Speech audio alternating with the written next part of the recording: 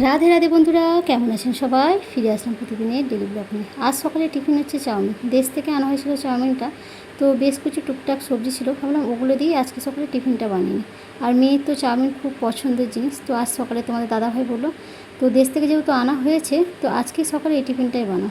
তো দেখো এদিকে কিন্তু আমাদের টিফিন রেডি পুরো। এদের বানিয়ে দিয়েছি ডিম দিয়ে, আর আমারটা প্রথমে সবজি দিয়ে ভেজে তুলে নিয়েছি।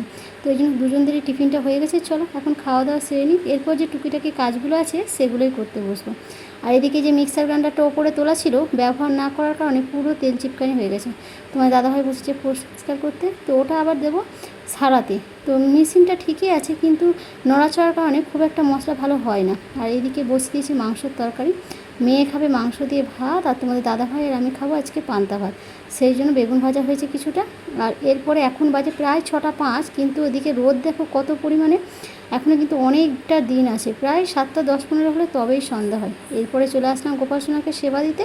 তো গোপাল সোনাকে এখন দেবো শয়নে, সেই জন্য দেখো ওকে একটু আদর যত্ন করে তারপরে ড্রেস পোশাকগুলো চেঞ্জ করে ওর বিছানাটাকে বানিয়ে নিই, তারপরে ওকে দেবো শয়নে। এরপর অনেকগুলো কাজ আছে, তোমাদের দাদাভাইয়ের কাছে একটু বাইরে বেশ কিছু সবজিও শেষ হয়ে এসেছিলো, সেইগুলোই গেছে আনতে। যেহেতু সপ্তাহে একটাই দিন ও ছুটি থাকে, অন্যান্য দিনগুলো টাইম হয় না। আর গরম যেহেতু প্রচুর, তো আমাদেরকে এখন বলছে খুব একটা বাইরে বেরিও না।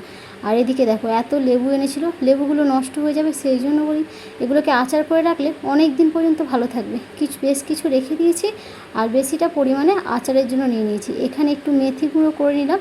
এই আচারটা বানাতে একটু কষ্ট আছে ঠিকই, কিন্তু খেতে খুব টেস্টি হয়। এই রেসিপি তোমাদের মধ্যে অবশ্যই শেয়ার করব। চলো এখন সবজিগুলো একটু গুছিয়ে নিই। রাধে রাধে।